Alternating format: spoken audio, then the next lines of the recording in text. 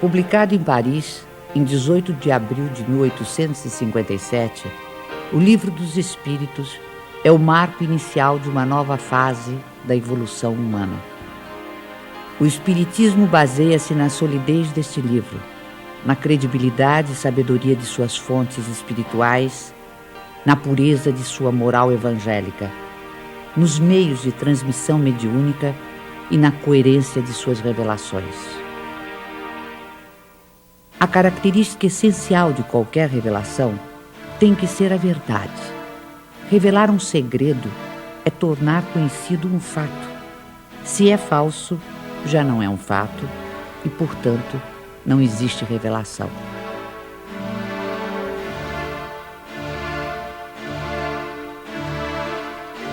Todas as ciências que nos fazem conhecer os mistérios da natureza são revelações, e pode dizer-se que há para a humanidade uma revelação incessante. A astronomia revelou o mundo dos astros, que não conhecíamos. A geologia revelou a formação da Terra. A química revelou a lei das afinidades entre as substâncias. A fisiologia revelou as funções do organismo.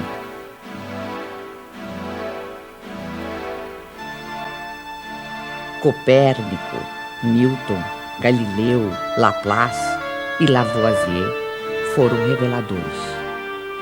O Espiritismo, dando-nos a conhecer o mundo espiritual que nos cerca e, por conseguinte, o nosso destino depois da morte, é uma verdadeira revelação na acepção científica da palavra. A revelação espírita é de origem divina e de iniciativa dos espíritos, sendo a sua elaboração fruto do trabalho humano.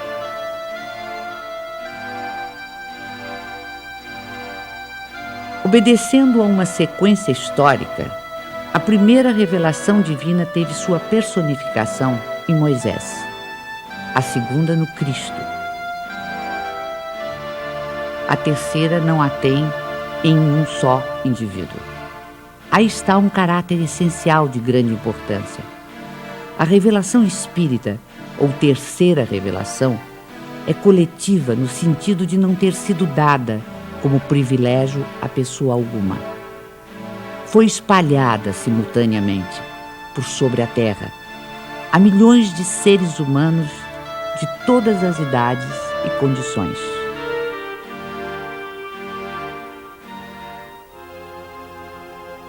As revelações de Moisés e de Cristo, sendo resultado do ensino pessoal, apareceram num só ponto em torno do qual a ideia se propagou pouco a pouco. Mas foram precisos muitos séculos para que atingissem as extremidades do mundo, sem mesmo o cobrirem inteiramente. A revelação espírita, não estando personificada em um só indivíduo, surgiu simultaneamente em milhares de pontos diferentes, que se tornaram centros ou focos de irradiação. Se o Cristo não disse tudo quanto poderia dizer, é que julgou conveniente deixar certas verdades veladas, até que os homens chegassem ao estado de compreendê-las.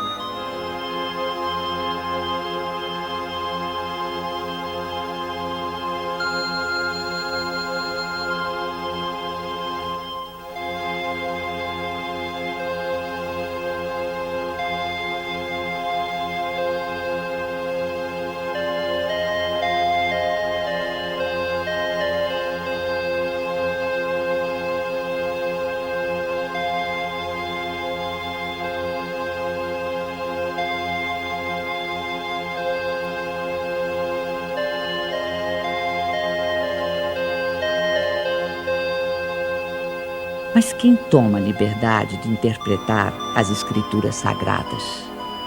Quem tem esse direito?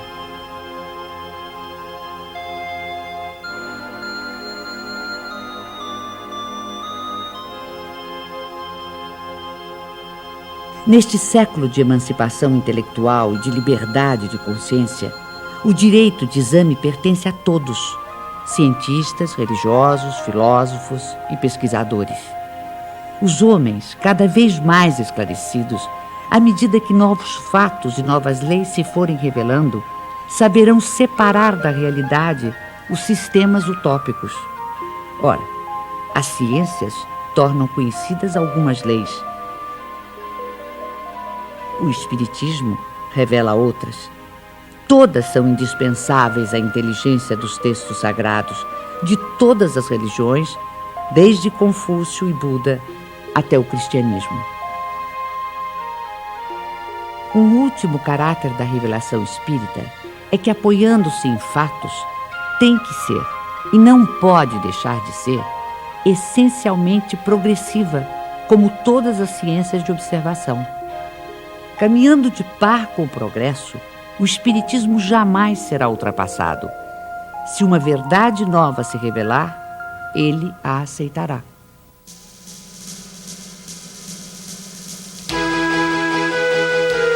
Hoje, mais de 100 anos depois da publicação do Livro dos Espíritos, nenhum dos princípios fundamentais do Espiritismo foi abalado. Todos permanecem intactos. E isso num século em que o mundo sofreu radicais transformações em todos os campos do conhecimento.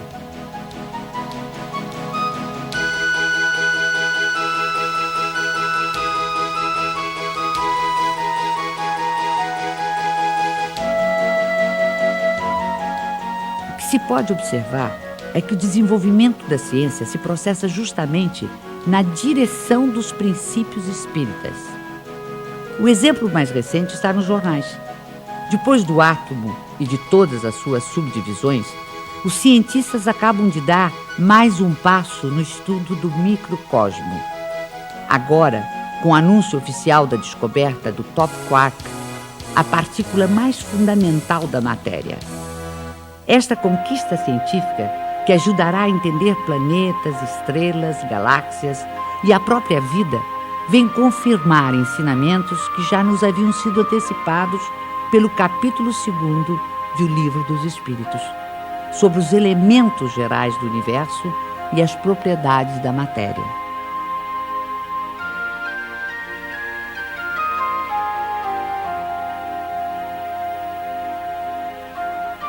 Além do Livro dos Espíritos, outras obras básicas compõem a codificação espírita.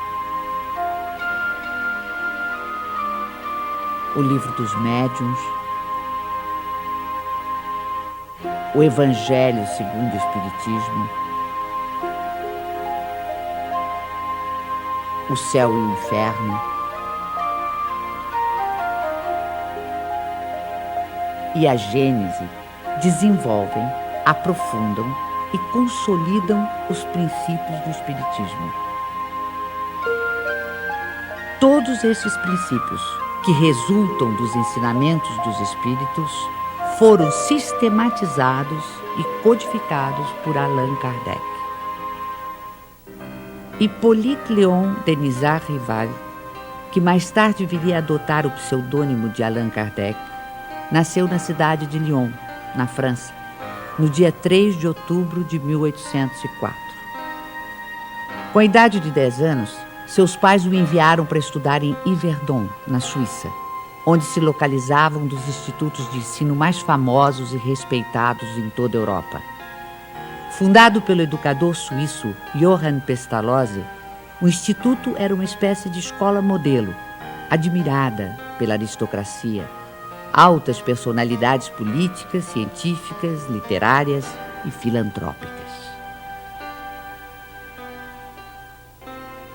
Depois de haver concluído seus estudos em Yverdon, Rival tornou-se conceituado mestre, não só em letras como em ciências. Distinguindo-se também como notável pedagogo, publicou diversos livros didáticos e contribuiu com planos e métodos para a reforma do ensino francês. Esta longa experiência pedagógica habilitou o professor Rival para outra tarefa, a codificação do Espiritismo. Aos 65 anos incompletos, vitimado por um aneurisma, Allan Kardec faleceu em sua casa enquanto trabalhava. 31 de março de 1848. Em Hydesville, dos Estados Unidos da América, manifestações de forças inteligentes intervindo no plano físico assinalam o surgimento do espiritismo através da fenomenologia mediúnica. A seriedade desses acontecimentos teve imensa repercussão até mesmo na Europa. Os fenômenos ocorreram numa tosca cabana, residência da família Fox, adeptos da Igreja Metodista. No primeiro diálogo registrado entre as irmãs Fox e o espírito de um mascate de nome Charles Rosbach, usaram-se letras do alfabeto para a formação de palavras, mediante convenção de que a cada letra corresponderia a determinado número de pancadas.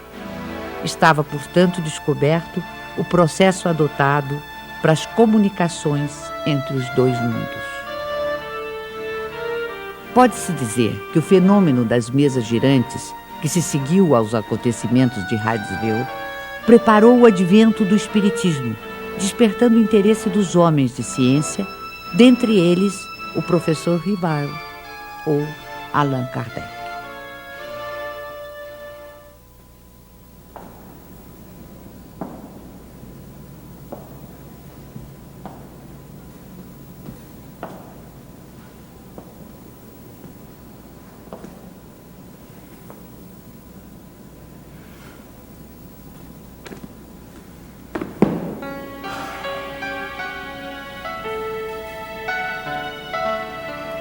Foi em 1854 que pela primeira vez ouvi falar das mesas girantes. Encontrei um dia o magnetizador, o Sr. Fortier, que conhecia desde muito tempo. Disse-me ele que já não eram somente as pessoas que podiam se magnetizar, mas também as mesas, conseguindo-se que elas caminhassem e girassem à vontade. O fato não me pareceu radicalmente impossível. O fluido magnético, que é uma espécie de eletricidade, pode perfeitamente atuar sobre corpos inertes e fazer que eles se movam.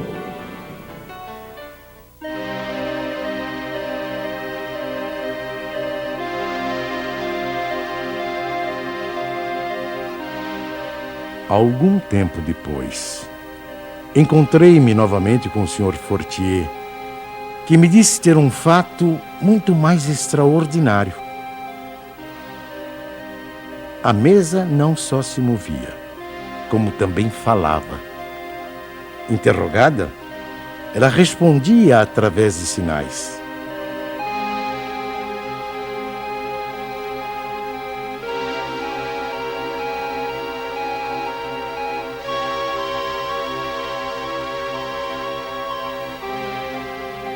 Eu estava, pois, diante de um fato inexplicado, aparentemente contrário às leis da natureza e que a minha razão repelia. Sabia apenas que as experiências eram realizadas em presença de pessoas honradas e dignas de fé. No ano seguinte, o Sr. Carlotti, amigo de 25 anos, me falou dos mesmos fenômenos com entusiasmo.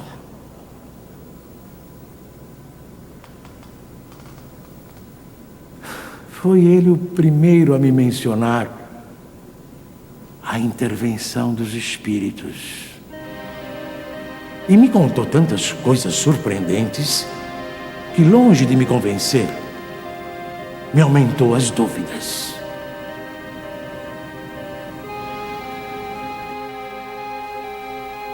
Tempos depois, fui convidado a assistir às experiências que se realizavam em casa da senhora Plane-Maison. Aceitei imediatamente.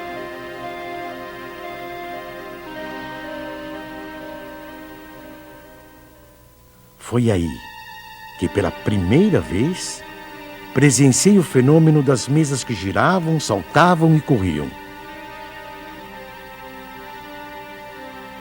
Assisti então a alguns ensaios muito imperfeitos da escrita mediúnica.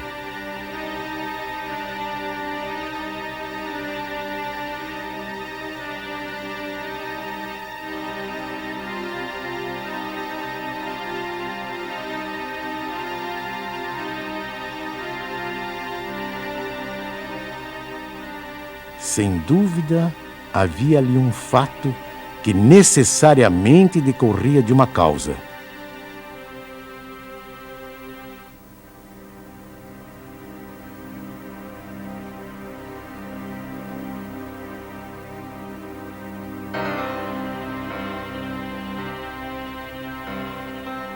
Foi nessas reuniões que comecei os meus estudos sérios de espiritismo. Menos ainda por meio de revelações do que de observações. Apliquei a essa nova ciência, como o fizera até então, o método experimental. Nunca elaborei teorias preconcebidas. Observava cuidadosamente, comparava, deduzia consequências. Dos efeitos, procurava remontar as causas por dedução e pelo encadeamento lógico dos fatos.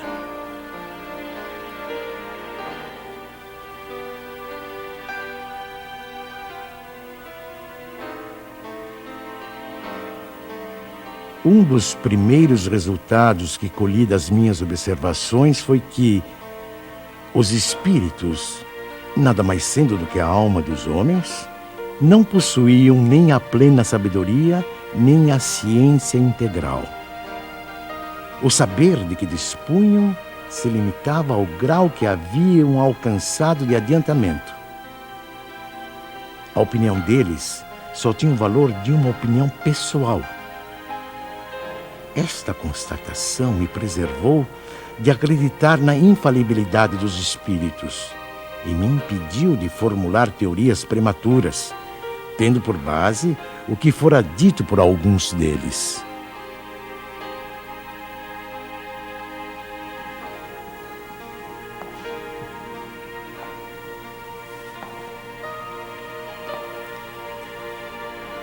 O simples fato da comunicação com os espíritos, dissessem eles o que dissessem, provaria a existência do mundo invisível ambiente. Já era um ponto essencial, um imenso campo aberto às nossas explorações. O segundo ponto, não menos importante, é que aquela comunicação permitia que se conhecesse o estado desse mundo, seus costumes, se assim podemos nos exprimir. No ano seguinte, em 1856, passei a frequentar também as reuniões espíritas que se celebravam em casa do Sr. Rustam. Eram sérias essas reuniões e se realizavam com ordem. As perguntas fúteis haviam perdido todo atrativo para a maioria das pessoas. Quanto a mim, ia obtendo a resolução dos problemas que me interessavam, do ponto de vista da filosofia, da psicologia e da natureza do mundo invisível. Levava para cada sessão uma série de questões preparadas e metodicamente dispostas. Pouco a pouco, as sessões iam assumindo caráter muito diverso. Entre os assistentes contavam-se físicos, matemáticos, estudiosos e cientistas das mais diferentes áreas do conhecimento humano. Todos formulando perguntas, aprofundando temas e questões.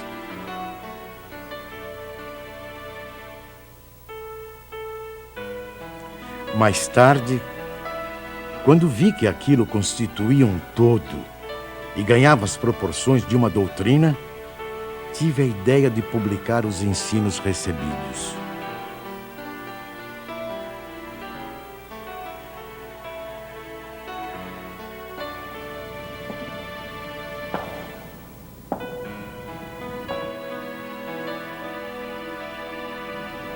O meu trabalho, em grande parte, já estava concluído e tinha as proporções de um livro.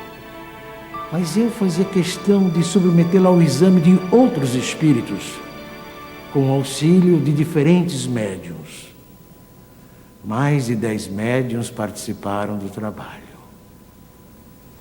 Da comparação e da fusão de todas as respostas coordenadas, classificadas, e muitas vezes retocadas no silêncio da meditação, foi que eu organizei a primeira edição de O Livro dos Espíritos.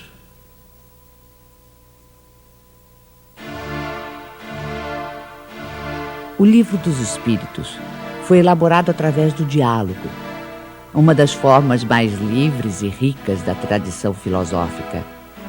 Hegel definiu a estrutura do diálogo em tese, antítese e síntese.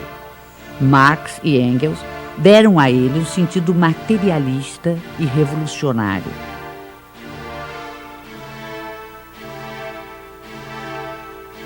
Em vez de enfatizar as contradições, os conflitos e as lutas dos opostos, a dialética espírita prefere a compreensão, a união dos contrários, o entendimento que conduz ao progresso.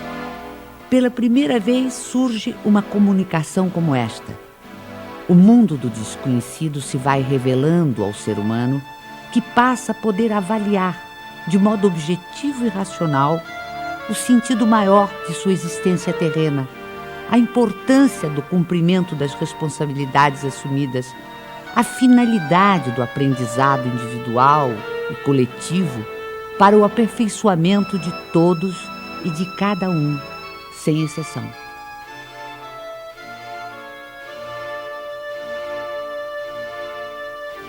A fé inabalável é a que pode encarar frente a frente a razão, em todas as épocas da humanidade. É aí que reside a principal força do Espiritismo. Força que não fica apenas circunscrita ao plano filosófico, mas que também se estende aos planos científico e religioso. Científico, porque o Espiritismo é uma ciência que demonstra experimentalmente a existência da alma e sua imortalidade. O diálogo ou intercâmbio mediúnico entre o mundo espiritual e o mundo corporal vem abrir uma nova era nos estudos espirituais.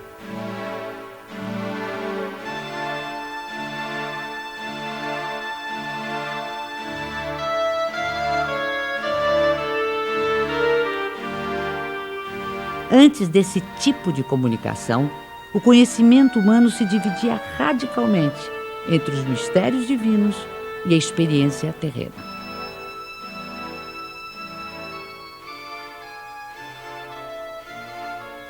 A dialética espírita modifica essa ordem de coisas, mostrando a possibilidade de tratarmos os temas espirituais através da mesma razão que aplicamos às questões materiais.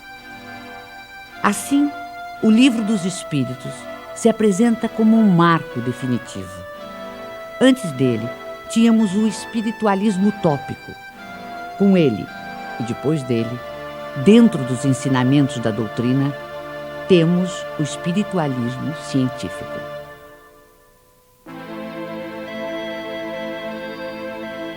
Não existe o sobrenatural senão para o desconhecimento humano das leis naturais.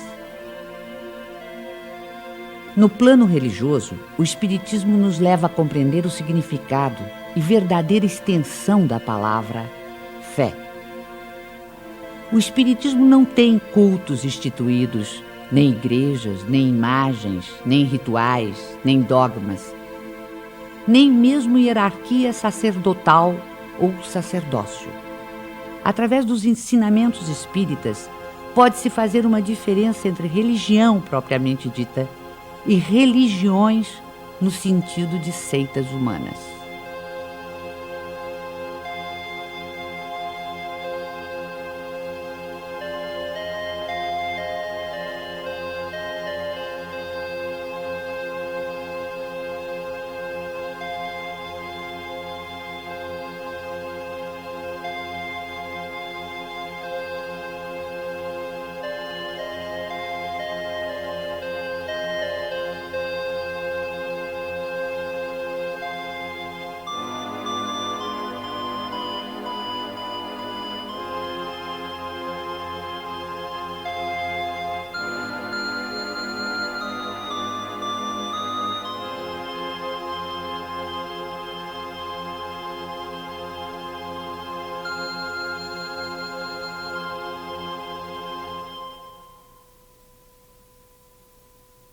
Em vez do culto, temos a prece, que é o mais belo dos diálogos, o mais íntimo, o mais simples e, ao mesmo tempo, o mais sublime.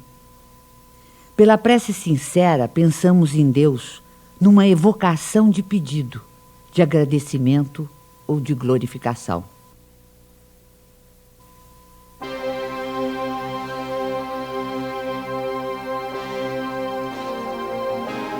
A história da ideia de Deus mostra-nos que ela sempre foi relativa ao grau de intelectualidade dos povos e de seus legisladores. Na antiguidade, Júpiter empunhava o raio, Apolo conduzia o sol, Netuno senhoreava os mares. Mas se de um lado a ignorância havia humanizado Deus, a ciência lhe confere dimensão mais inteligente e, portanto, mais próxima dos atributos da divindade.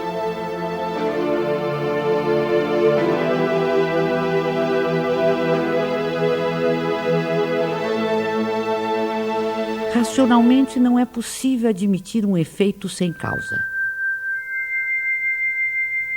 Olhando o universo imenso, a ordem e harmonia a que obedece a marcha dos mundos inumeráveis, olhando ainda os seres da natureza, o reino vegetal e os minerais, com suas admiráveis variedades,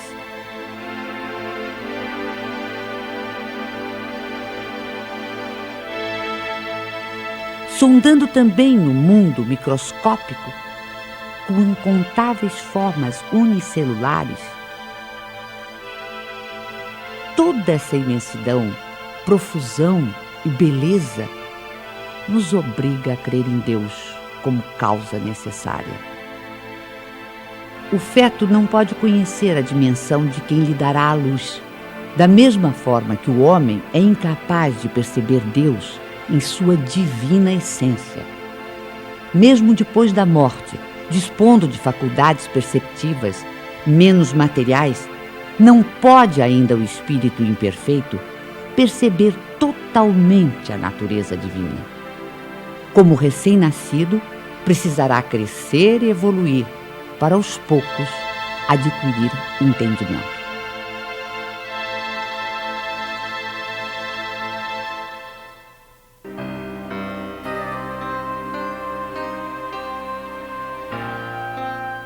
No estágio evolutivo em que se encontra, é pelo sentimento, mais do que pelo raciocínio, que o homem pode compreender a existência de Deus.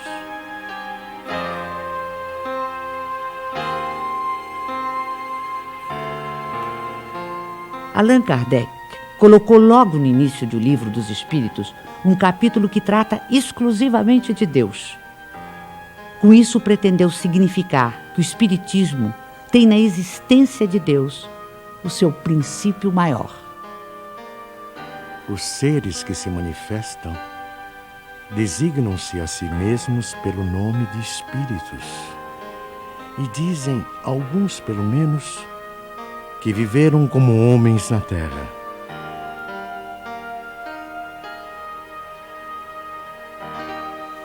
Os principais ensinamentos que eles nos transmitiram. Deus é eterno, imaterial, imutável, único, todo-poderoso, soberanamente justo e bom.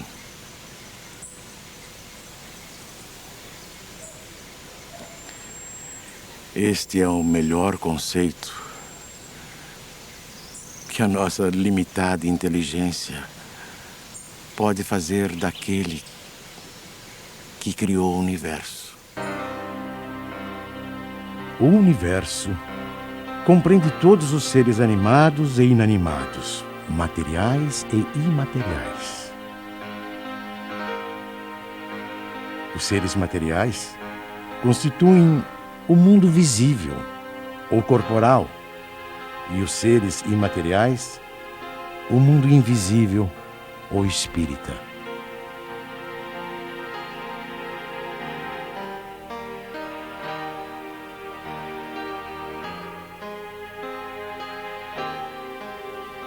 O mundo espírita é o mundo normal, primeiro, eterno. O mundo corporal é secundário. Poderia deixar de existir ou nunca ter existido, sem alterar a essência do mundo espírita.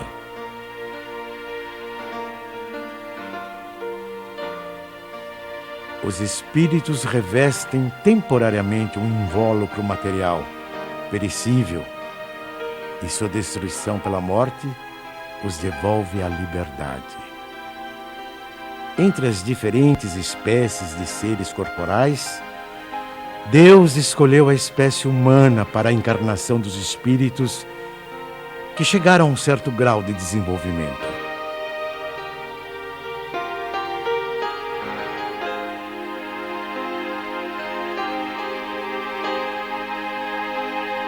A alma é um espírito que encarnou e, portanto, um ser imaterial e individual que reside em nosso corpo e a ele sobrevive.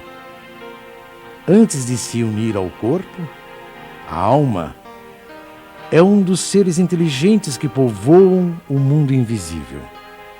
Ao revestir temporariamente o invólucro carnal, a alma adquire as condições materiais para se purificar e se esclarecer.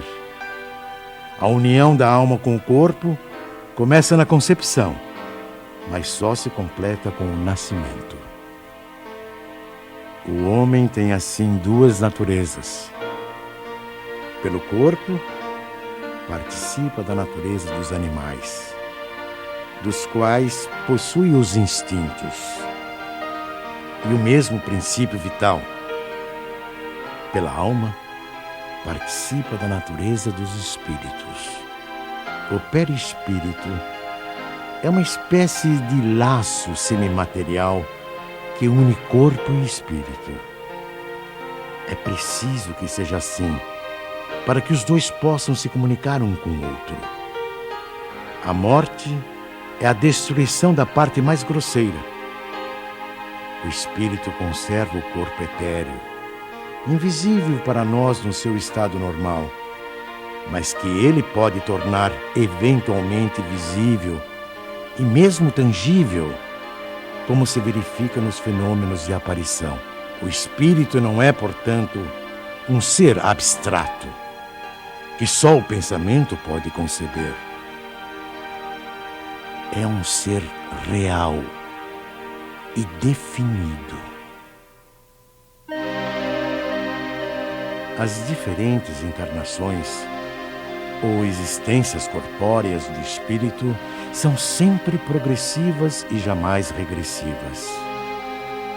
Mas a rapidez do seu progresso depende dos esforços que ele faça para chegar à perfeição.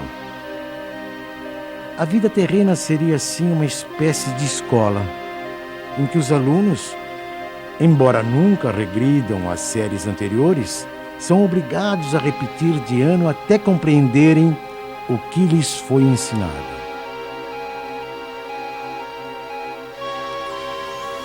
Sem as sucessivas provas das vidas corporais, não haveria justiça. Por isso, todos contamos muitas existências. O principal objetivo da reencarnação reside no melhoramento progressivo da humanidade. A influência dos espíritos sobre os nossos pensamentos e atos é indiscutível. Pensar é vibrar, é entrar em relação com o universo espiritual que nos envolve. Conforme as emissões mentais de cada ser, os espíritos poderão colaborar com ele em seus esforços de progresso ou conduzi-lo à sua ruína. Nada mais natural que se consiga harmonia e felicidade quando a emissão mental for equilibrada e positiva. ou infortúnios e aflições se o pensamento for desequilibrado e doentio. A força e o trabalho da mente estão na base de todas as transformações pessoais e coletivas da humanidade. Porque nós, indivíduos e povos, realmente evoluímos em profunda comunhão telepática com todos aqueles espíritos encarnados ou desencarnados que se afinam conosco. A sobrevivência da alma e a possibilidade dos espíritos se comunicarem está amplamente demonstrada pelos fatos espíritas, investigados com todo o rigor científico por numerosos e eminentes sábios e investigadores do século passado e deste século. A proibição mosaica de evocar os mortos já não se justifica em nossos dias.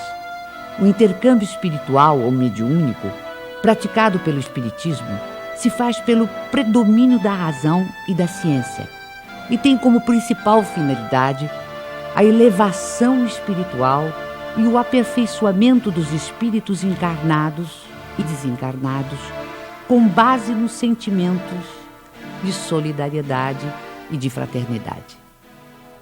Assim, a prática mediúnica, bem orientada, é um fator de progresso humano pelos benefícios que produz, tanto no mundo invisível quanto no mundo material.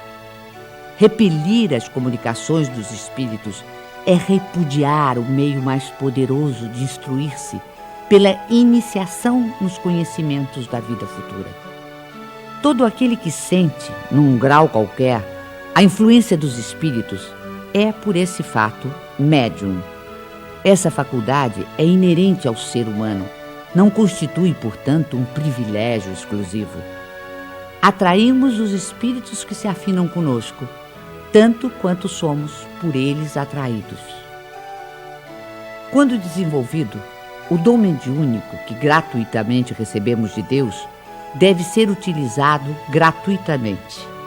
O médium de elevados princípios morais, que encontra na vivência evangélica a sua conduta de vida, cumpre o exercício da mediunidade com trabalho e paciência, e a ele se dedica exclusivamente por amor. Geralmente, os médiuns têm uma aptidão especial para diferentes fenômenos.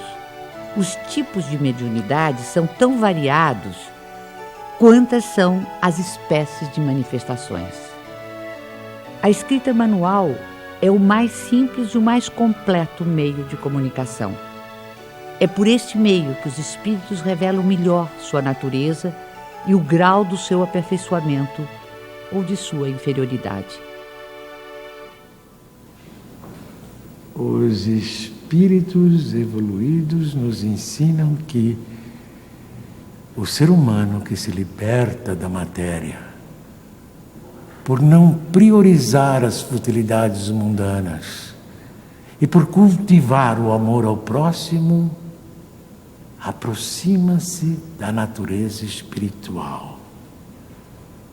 A moral dos espíritos superiores se resume como a do Cristo nesta máxima evangélica: fazer aos outros o que queríamos que os outros nos fizessem.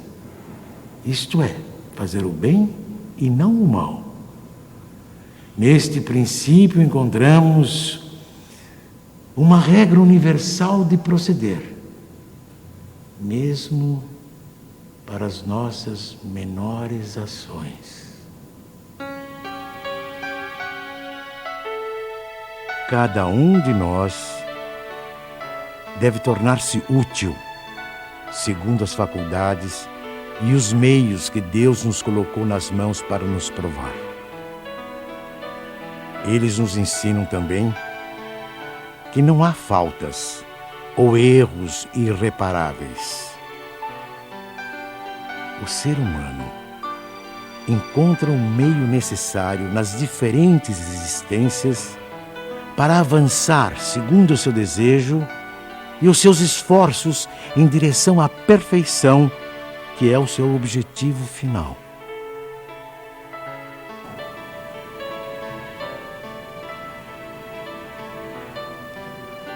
Este é o resumo da doutrina espírita, como ela aparece no ensinamento dos espíritos superiores. O Espiritismo, que apenas acaba de nascer, ainda é muito pouco compreendido em sua essência por grande número de adeptos. Mas posso imaginar uma associação ou sociedade em que seus componentes se reúnam com o propósito de se instruírem e não na expectativa de presenciarem fenômenos extraordinários. Uma associação indissolúvel, onde haja confiança mútua e recíproca benevolência. Uma associação que exclua o constrangimento que nasce da suscetibilidade, do orgulho que se irrita à menor contradição e do egoísmo que só se interessa por si.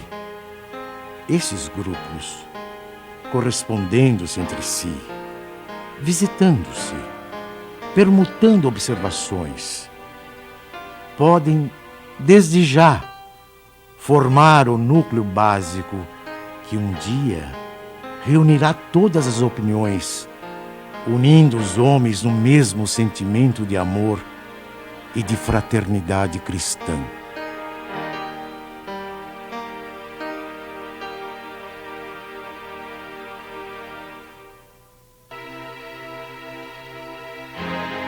Assim, embora tenha previsto a possibilidade de as reuniões espíritas atraírem número bastante elevado de participantes, Kardec aconselha que estas reuniões se multipliquem, de preferência através da constituição de grupos menores.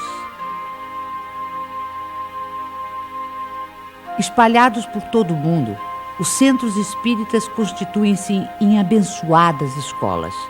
São centros de estudo, de fraternidade, de oração e de trabalho. Pelo volume de obras que realizam, tornaram-se também verdadeiras instituições sociais e assistenciais, que têm sempre presente o espírito do núcleo básico de que nos fala Kardec. Núcleo de amor, onde o aperfeiçoamento individual é prioritário, porque leva naturalmente ao aperfeiçoamento do grupo social e da humanidade. Nosso sistema planetário não ocupa senão um ponto ínfimo do universo, situado quase no final da Via Láctea, uma galáxia onde existem aproximadamente 40 bilhões de estrelas, algumas tão grandes que uma só toma espaço igual ao ocupado pelo nosso Sol e quase todos os planetas em sua órbita. Uma das galáxias mais próximas, a nebulosa de Andrômeda, dista do nosso sistema solar cerca de 680 mil anos-luz. Ora, se o universo tem tais dimensões e se o número de planetas existentes conta-se pela ordem de trilhões ou mais, seria ingenuidade supor que apenas a Terra seja habitada por seres racionais. Segundo o Espiritismo, nos mundos que gravitam no espaço infinito, outras humanidades, em vários graus de adiantamento, encontram habitação adequada ao seu avanço.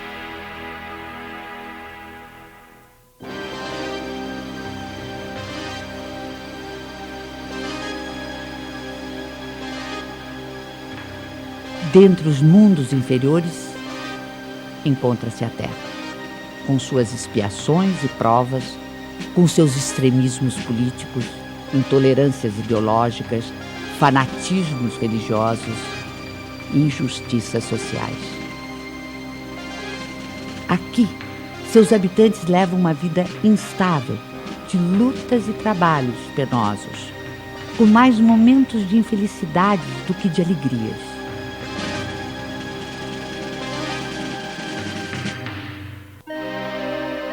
A época atual é de transição, época em que convivem os espíritos de vários níveis de adiantamento. Assistimos à partida de uns e a chegada de outros. A evolução é contínua. Em cada criança que nascer, em vez de um espírito atrasado e inclinado ao mal, que antes nela encarnaria, virá um espírito mais adiantado e propenso ao bem.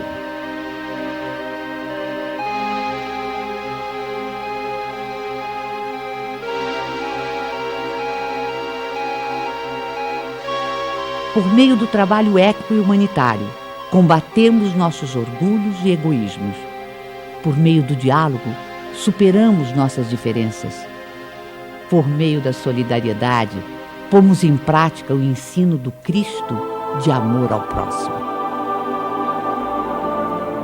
Esta é a destinação imediata da Terra, planeta de regeneração.